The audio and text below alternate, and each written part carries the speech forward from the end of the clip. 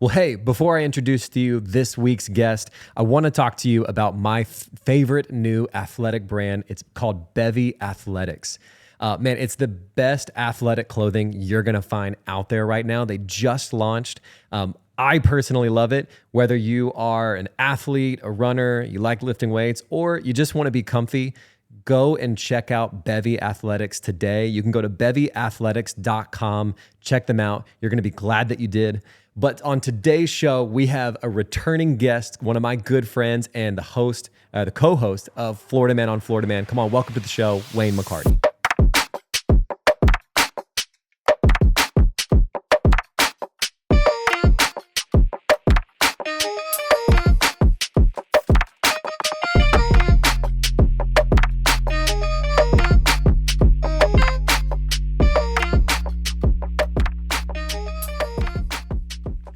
Here we are, back again. Thanks for being on the show, Wayne. Of course, dude. Dude, I love this. These ones, like, I feel like the podcast lately have learned a lot, and like obviously learning from you today. We're gonna talk a little bit about Florida history, but I just love hanging with a homie. Same, man.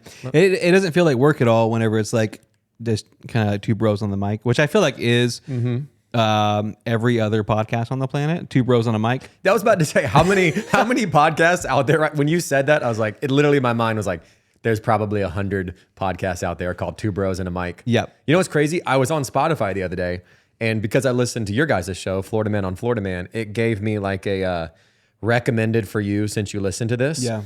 And it was just 10 other podcasts called Florida Man. Yeah. And I went through them, and I was like, okay, ended in 2020, ended in 2020, it was everybody had that free time. They were like... It's kind of our fault too, in a way. Yeah. There was a season where we were pretty aggressive with... making sure that we were the dominant show in Florida, but also being supportive at the same time. But I think it's obviously because like a lot of the other Florida Man shows, they present Florida almost like in a derogatory way. Yeah, right? Yeah. We'll highlight Florida and its flaws, right? But it's like we're not here to like just kind of poop on the state, you know? So anytime we found a show that elevated the state and brought like a levity to its reputation, we always like would back it up. So like Felonious Florida and Florida is Sinking, two great shows that love Florida, and they're kind to our state because it's their home too, you know? Florida is Sinking? Is it what I think it is? I mean, they're not active anymore, but they were really funny guys. Oh, okay. But yeah, they did a similar bit to what we did. Yeah. Dude, it's cool, man. I love it, and I'd hate that like that's why probably the derogatory ones didn't last, is because I love this state, dude. Yeah, the more and more that I live here, it's funny. When I was in high school, I remember thinking about colleges and stuff like that. And Florida was so far from my mind. I was like, dude, I don't want to live down there. Whatever. Like we went to PC. That was my like understanding of Florida was Panama City Beach. Sure. Yeah. It was every spring break. Yep. We went down there. It was wild and, like packed out. Like it was uncomfortable to like move around on the beach. Yeah. And so that was just my like understanding of it. And then now being here for so many years, I'm thinking like, dude, I don't know. Like we thought about like other places. I'm like, oh, winter? No. Like, right. It's almost like, I'm sorry you don't like paradise. You know what I mean? Like, yeah, right. It's and we've traveled all over. I mean, we've been a lot of places, and Florida it still calls us and beckons us back home because it is paradise. It's nice. And the thing about it is, it's like, I say this often, if you drive 30 minutes in any direction, the culture completely shifts. Yeah. It really is a melting pot. Like Florida is more American than a lot of states because there are so many cultures and so many demographics. But you're right. A lot of people, when they think about Florida, they think about, I think, three places: Orlando, Miami, and Panama Beach. Yep. Because they're PCB. thinking of destinations. Yep. Yeah, 100%. And Florida is so much more than that, man. There's a lot to it, but I get that, especially Panama. My boss at work, he lives in Idaho and he travels, like he's actually there right now. He travels to 30A a lot for vacation. And he's like, dude, this is amazing. Yeah. It's beautiful. He's like, it's just so expensive. I'm like, yeah, bro, you're in a really bougie part of Florida. You need to like try out like Destin or like something like that. Like I think you'll be able to afford it like a little bit easier, and it's like super nice also, you know? And Florida's also just geographically large. So, I mean, Jacksonville's a great example. You have the A1A, which is like beachside, and it's beautiful, and it's how you imagine postcard Florida. Yeah. And then you can drive 45 minutes in the other direction, still be in Jacksonville, and it's farmland. That's wild. You know, so Yeah. so it is, but that's also a lot of how Florida is in the Panhandle and the northern part of the state. You have a lot of farmers, and it's also the part of the state that was, people pioneered it last. Yeah. Yeah, and I know that's what we're going to get into today too, some of like the early history and all that. Yeah. I always feel like I've been explained this before and it feels like it's right to me. Florida almost feels like if you tipped you tipped it over, it's like the East Coast, right? Like yeah. you start up in North Florida and it feels like as far south as you can go in that sense of like South Georgia, Right. just farmland and all that. And then the further you go down, it feels like, okay, like Miami, like a equivalent, maybe like New York City or Atlanta or something like that, you know? Which is so unique, you know? Like, It is, and I think, like there's not a part of Florida that like I dislike. I think you can find beauty in all of it. It just depends on what you want to do and what's your motivation, right? So if you want to go to the beach, obviously there's no shortage of that. Yeah. You want like a touristy town, or you want somewhere where you can take the kids, there's no shortage of that. If you want to chill and you don't want to be bothered and you want your nearest neighbor to be 3 miles away, there's no shortage of that. Yeah. You know? Dude, and like I even living here, I kind of like the touristy towns sometimes. Same. Like, dude, Same. going to Cocoa Beach and like seeing a Ron John and just like everything, everything that's like, so dude, I remember being isn't that crazy? This is so off topic, but like I was in Tennessee one time. I think it's Pigeon Forge. They had a Ron John surf shop. I'm like, what is this doing here? Yeah, dude? they're appropriating our culture. Yeah, man. Like, leave that to us. It's funny because people are always like, dude, you're so positive about Florida. You get paid to say that. And I go, I do, but I was saying that before I got paid to say that. It's easy to hype up a state that genuinely has everything. And oftentimes, dude, when people get upset about Florida, it's almost like a surface level frustration. And those are frustrations that I share as well. Like, so they'll say, oh, traffic is bad on I-4. Well, yeah, it is. Yeah. You know what I mean? Go to any state and there's that interstate There that is- you're like, oh, I hate driving there. Well, where we are located in Polk County, which is where our office is and studio, are, it's where your show is from. Polk County had 80,000 people move here last year. That's a very real issue that people haven't quite figured out from a government perspective how to deal with and handle. But it's also growing pains, right? I mean, like every state at some point in time either has gone through that or will go through that. We just happen to be in that turning page where it's happening to us right now. Yeah. Dude, I heard a story and I don't, you ever have that moment? And maybe this is just how my brain works, but I don't remember if somebody told me this or I dreamed it. Yeah. So somebody should fact check me when they hear it. But I heard that like when they were building out I-4 and all that, they approached Walt Disney. I don't know if you verify this or not, but they approached Walt Disney and asked him like, hey, what do you think? Obviously it's going to cut right through next to Disney World and all that kind of stuff. And he said 10 lanes, 10 lanes, both like, 5 or maybe even both sides.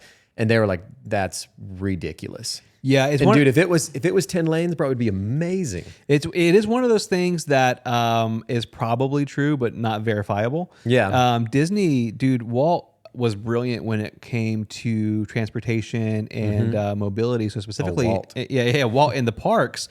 This is verifiable. So he, instead of like putting concrete down for sidewalks, he let the early guests kind of pick their own paths. And so what they did was they went back into the Magic Kingdom, into the park, after it had been established for a bit, and they were looking for the kind of worn-in trails. Where were guests intuitively walking? And then they would cement those paths and make those the walkways. So I believe your story because that's something that he would have said. He had a knack for that kind of stuff. Visionary stuff. Yep, 100%. Even buying like that much like land and stuff like that. Like you drive through Disney now and it's like, dude, there's so much still out there. Like we go to the water parks every now and then, and like, dude, driving around, you're like, there's so much land here, and they are still doing stuff, right? They're still building out and all. It's its own kingdom, and no pun intended, because they've got their own water, fire, police, that kind of stuff. And I'll say this, man, and this is a very neutral statement. When COVID-19 was just kind of rearing its head, we were hosting an event, and it was 2 p.m. the day of the event.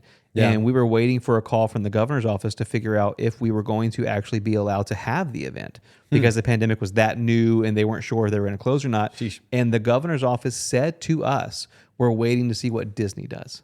And Disney made the call to close the parks down. And literally 13 minutes later, we got a call from the governor's office saying, hey, we're shutting everything down, no events. Bro, that's wild. Yeah, but it's true. Yeah. It's whenever Disney shuts down, it's like, oh, it's bad. Honestly, it's probably one of the more post-apocalyptic feelings as having something like Disney World be the final say and like whether or not you're going to have an activity. Dude, I remember, what was the big hurricane that came through our area in like 2017? Or was Floyd, perhaps? it starts with an H. Helene? Helene was last year, I believe. No, then it wasn't that. Anyways, there was one back in like 2017 or whatever, and I remember going to the park with 2 friends. Yep. The day it was supposed to hit. Yep. And that's a very Florida man thing to do. Dude, we're gonna make it. We'll be fine. It is, and I think, and that's why COVID was so weird for Florida in the initial stages, because we're so used to, biking during a hurricane, surfing during a hurricane. Like, we earned the meme. You know what I mean? Get it. Like, we get it. And so when Disney closes down, it does feel like this is serious. Like the parents have shown up and there's trouble. You know what I mean? Oh, yeah. Dude, it feels like it's more often in the last couple of years, though. Maybe it's just the hurricanes, or maybe I'm just more aware of it. Once you do it once, it's easier to do it again. Yeah. Give everybody the day off. It's actually not that bad. Yeah. Yeah. And they keep pushing along. Well, dude, I'd love to get into some like quick Florida history stuff. Yeah. It's cool. You see like all these like documentaries and shows and stuff coming out about like pioneering the West and all that. Yeah. And it's cool in its own right, like all those cool movies and stuff. But like Florida was in a similar way, like pioneered not that long ago. Right. Yep. Like a lot of areas. Like I remember a friend of ours wrote that book. Paige Wagner had that book come out. Sorry, what was the title of the book again? I'm blanking right now. People Who Live There. Yep, there we go. And in it, she talks about some Florida history stuff, but it was like you could be a somewhat, not even like a super wealthy person, just like somewhat decently off, like well off in like Alabama or whatever state, and just buy a huge chunk of land in Florida. Yep. And start your kingdom there. You really could. And oftentimes early on, and I don't know how quickly you want to get into this, but early on, the land would be gifted to you.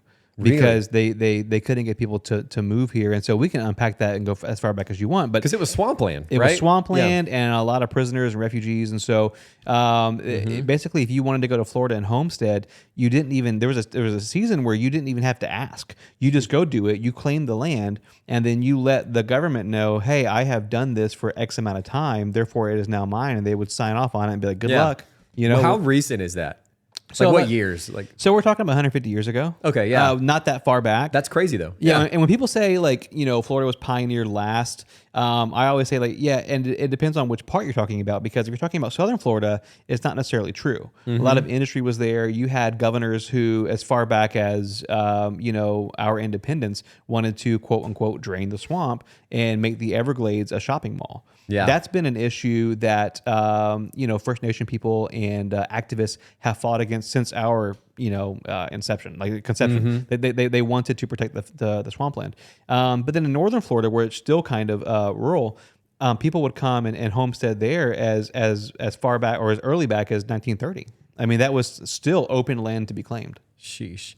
It's crazy. In the grand scheme of things, that's not that long ago. It isn't. That's our great grandparents, maybe. Well, yeah, it is. And when you when you consider what's his face up in St. Augustine, that university up there, I'm trying to think of his name now, but he was real big on the railroads, and he brought the railroads down into South Florida, and brought with that came commerce and industry. Yeah. But then at the same time, when you have all these land barons who are again building shopping malls and all these things down in South Florida, it was horse and buggy in North Florida. Yeah. You know what I mean? So like two very different time frames of what Florida looked like. Yeah. Dude, how important, I know this is kind of in that same vein, like obviously protecting the Everglades, because that's a huge chunk of land. Yeah. Right? Yeah. How, I mean, you guys have covered it, I'm sure, a time or two. Like, important is that for us? Massive, because it's the largest uninhabited, I guess you could say cultured land this side of the Rocky Mountains. I mean, it is a massive untouched piece of property. It's the only place in the world where like crocodiles and alligators exist together. You're talking of hundreds of thousands of species that are unique to just that area. So it's an ecosystem that is still studied by scientists from around the world, because it's largely untouched. Yeah. And so when you hear like legends about like, swamp people or like Bigfoot and that kind of stuff, it's because unless you have some kind of high tech drone, you can't see out there. And even then, the brush is so thick, anything could live out there. So it's an easy place for legends to grow. Yeah, I can't remember if I heard this. I really can't remember if I heard this on your guys' show or if this was a conversation we were having at work. But I think there was one time we were talking about like the place, like the state in America with the most kind of animals that would just like destroy you. Oh yeah, it's Florida. It's got to be like in the Everglades, the Australia of America. It's the Australia. Yeah, like people were saying like Alaska and stuff like that. And I get like bears will mess you up, but dude, you get a whole pack of crocodiles that'll just destroy in you. your pool. Yeah, right. And also it's like, you know, we have kind of graduated from being afraid of these prehistoric animals that live in our backyards. We've graduated into a sense of like, now we make it a sport. We make it a hobby. You know, even now you can get paid to go capture pythons in South Florida. Yeah. And they pay you per head. And a lot of people get kind of weirded out by that and grossed out by that. But it's simply conservation. But a lot of these species were brought here and they do hurt the natural ecosystem. So it's actually caring for the land, loving for the land in the same way that they will go after, you know, wild boar in Texas or wolves and coyotes in Alaska. That's kind of how pythons and iguanas are in South Florida. Yeah. Isn't it crazy that it's that the literal, from what I understand, is like the way that started was just some dude's pet. Yep. That he just let out. A lot of it came over with the Spanish. A lot of it came over with the French. And it may be a good segue if you want to go that far back. But, you know, Florida didn't have like a permanent owner until not that long ago because there's so many nations that fought over that land. Yeah. My understanding, it was the Spanish who owned most of Florida, right? For a long time. And then the British, the French had it for a season. And then when it became part of the Americas, it was still kind of like we don't know what to do with it. Yeah. It just was there. And they would send... And it probably felt like very unlivable for a while. It was. And they would send prisoners there so that penal colonies would like... You know, a lot of people don't like to discuss this, but a lot of the early towns in Florida were just prisoners who were like, well, I guess we're on our own. Let's build a bank. You know what I mean? Let's build a school. And so that's where Florida man stems from, dude. Well, dude, it's funny, but it's true because people often say like, why is Florida so wild? And it's like, dude, all you have to do is look at our history and be like, you know, we founded this place, you know, 300 years ago. Made it livable. But if you were to visit back then, you know, the mayor of your town was probably a guy who escaped from prison and just had the guts to come and start another life down in the swamp. And then, you know, you fast forward and your Meemaw is, you know, like, we're Floridians. And it's like, yeah, dude, I mean, it's a tough state. Dude, it's wild, man. And it's so cool. Like the array of history here too. Like I personally like am super interested in like the pirate history too of like the Tampa area and all that kind of stuff, because it's not just like, oh, it's not just a clever name for the football team. It's actually like in like the Gasparilla parade, like it's actual real, that's a guy, right? Gasparilla. Yeah. And Gasparilla gets the most attention because of the parade and because of the celebration. Redbeard, you know, he had a fight with the American Navy off our coast. Blackbeard did the same thing. A lot of those treasure hunts and the like, they were on the coast of Florida. Yeah. So they would come from Spain or they would come from the Bahamas and whatnot. And this is where oftentimes the British or the Americans would make their stand against pirates because it was part of, I guess, quote unquote, civilized country, but still uninhabited enough to, if you wanted to shoot cannonballs everywhere you could, and take care of some pirates in the process. So, it feels like a comic book because it basically is. You know what I mean? Like on one hand, you've got First Nation people writing these legends and these stories about, hey, there's these behemoths, these dinosaurs in our backyard, and we know now they're talking about these giant alligators. At the same time, pirates are off the coast, you know, like burying treasure. You know what I mean? Like that all happens simultaneously. And a lot of folks feel like it feels a bit like Peter Pan because it is. You know what I mean? Like a lot of those early folklore and tales were based off of adventures in Florida. Yeah. Well, dude, as exciting as like the stories of like conquering and like settling the West are, this feels like the same way with Florida.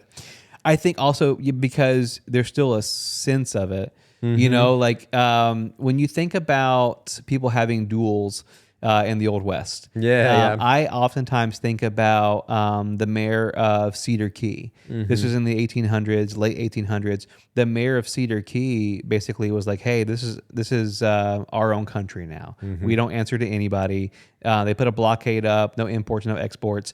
And this guy, this is all true. This guy, this mayor, he would at gunpoint pick random citizens to go head to head, literally, in like a headbutting competition. And if you didn't entertain him, he would just shoot you. Dude, that's just Gladiator. It's just Gladiator. It's just Gladiator. Yeah. It happened for like 18 months before the president of the United States was like, "Hey, this isn't cool. You better stop," and had to send like the first admiral down to put a stop to what was essentially, a mutiny. You know? Dude, the way that I think about it sometimes with like how young, in a sense, Florida is comparing like the time that my family and I we lived up in Pennsylvania, and in those areas, like we weren't crazy far from New York City, from Philadelphia, from all that area.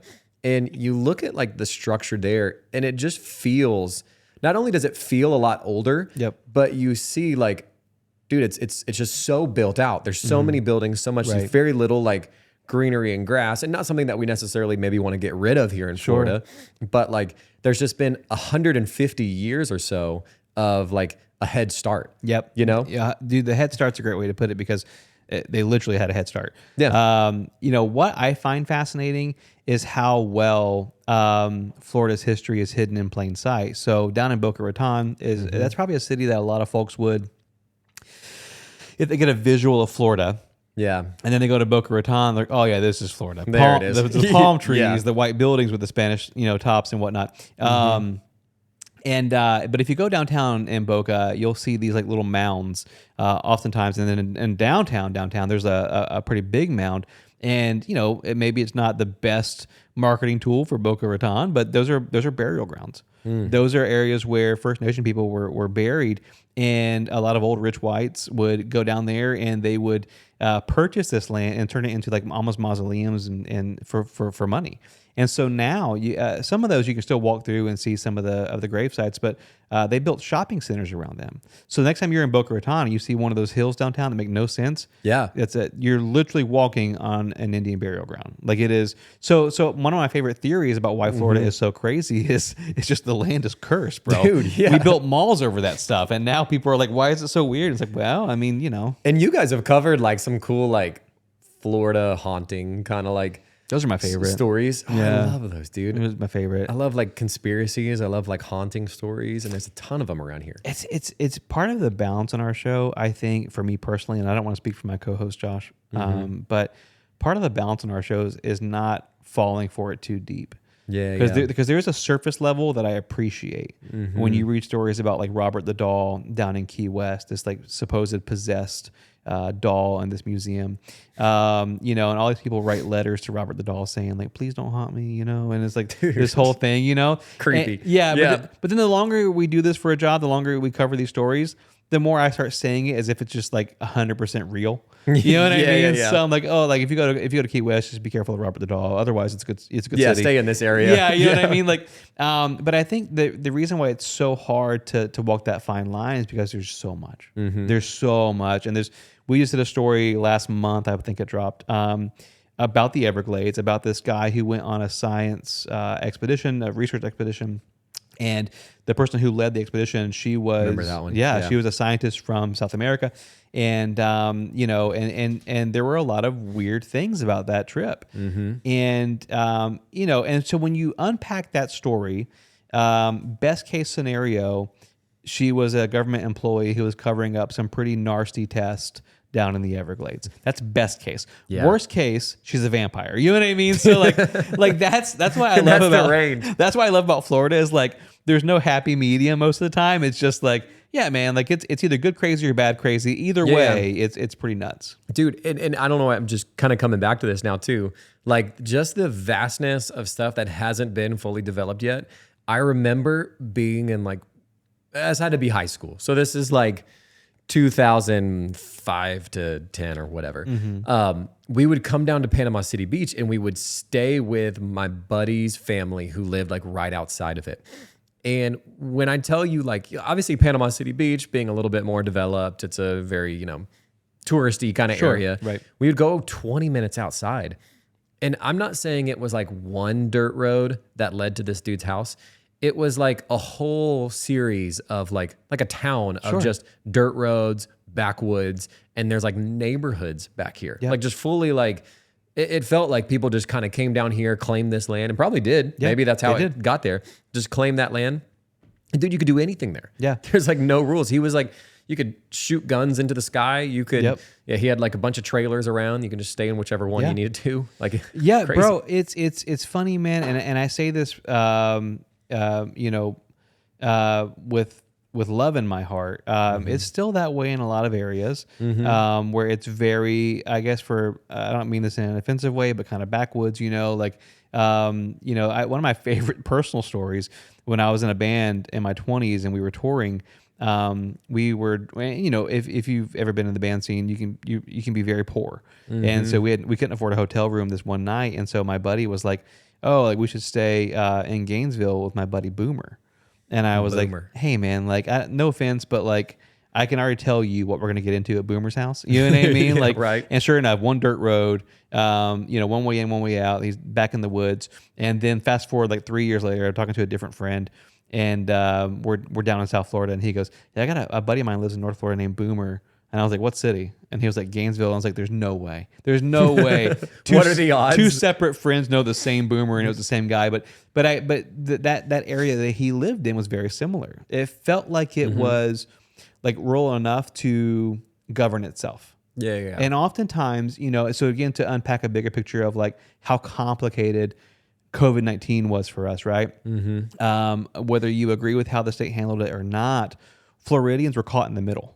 Yeah. And so you had a lot of those smaller areas where it's like, what do you mean I got to stay indoors? My nearest neighbor is 17 miles away. 100%. And that applies to 300,000 people. Dude, I was going to say, like, not to be controversial on the handlings of COVID-19 with Florida, but like, I felt like if any place was just well designed to be 6 feet away, but still be able to be outside and just like enjoy your life, like, it was Florida. I remember us, in certain areas for sure. I remember us going to the beach, like the month that it was like, it was March or April. It was like decided, hey, everybody's going to stay indoors, be quarantined off.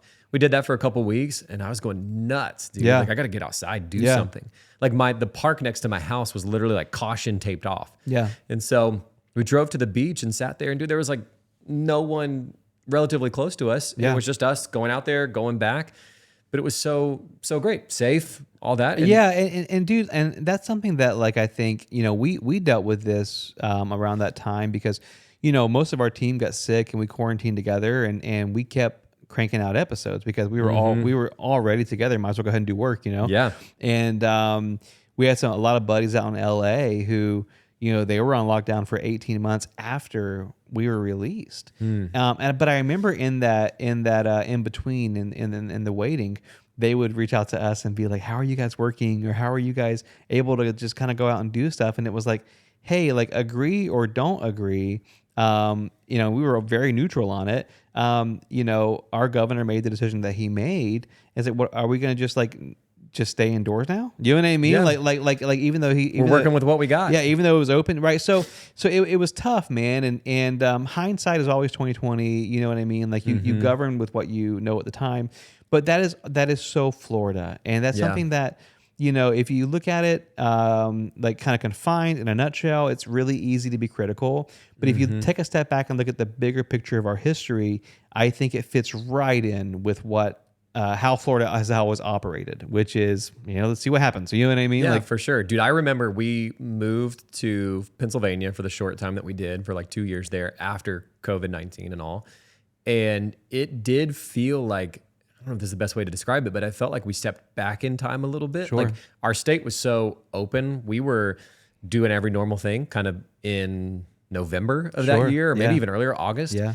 And we moved in 2021. And I remember like working the job that I did, like I had to wear a mask all day long. I had to like, if I drove somebody, it had to be like with a divider in my car, or like had to have a mask on in my own car with the person. And so it was just kind of weird. Like, oh man, I felt like just different. And, it's however, whatever state handles it the way they do. But with all the things that make maybe Florida like a little wild or crazy, or even just as a young state, dude, I love it so much for so many reasons. Oh, yeah. There's personally for me, it's like, obviously the weather is an easy thing to talk about. Yeah. We have like, you get to go to the beach in February if you want to, like the sunshine, that definitely does something to your body. Yeah. And then, dude, also, I feel like we have amazing people here. Yeah. Yeah, they're kind, man. And there is a bit of that like Southern charm still in Florida.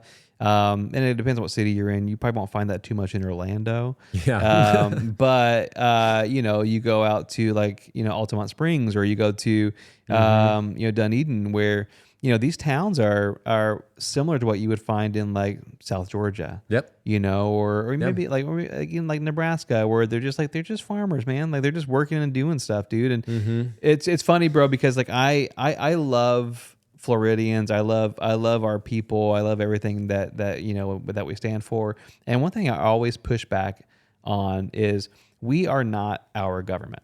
Yeah. Like we are not our governor. We are not, it doesn't matter who is in the elected office. It doesn't matter, bro. Like Floridians are Floridians, and you can pinpoint any demographic in any state and go, man, these people are doing this or saying this, and that's just universal. I think Florida gets an unfair rap sometimes because we are in the news so much. Yeah. And it's low-hanging fruit. It's easy to pick a target that's already being bullied and bully them even more. And have there been things that people in Florida have done that are nasty and raunchy? Of course, bro, but that's par for the course across the world. And so I don't like when we get lumped into like, oh, this elected official said this or did this. And it's like, bro, like, we don't care about that person. Like, well, it's happened. The thing that I feel about it is it's happening all over the states. It's happening all over the world. It's just when news or whatever, and not to like totally bash the news or whatever, but like when there's something that's proven to get people's attention, as Florida Man has, that like in a negative kind of connotation, then it's like, oh, cool. We know that this will get a click. This will get a watch. This will get a listen. So let's talk about Florida.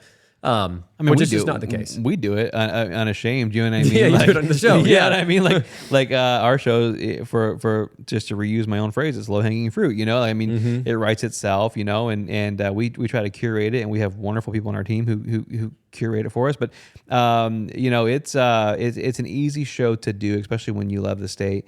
And we were talking a little bit ago about like the history. I remember researching articles about the Spanish flu and how Florida handled the Spanish flu at the turn of the century. Interesting. Very, very, very, very similar. Very similar.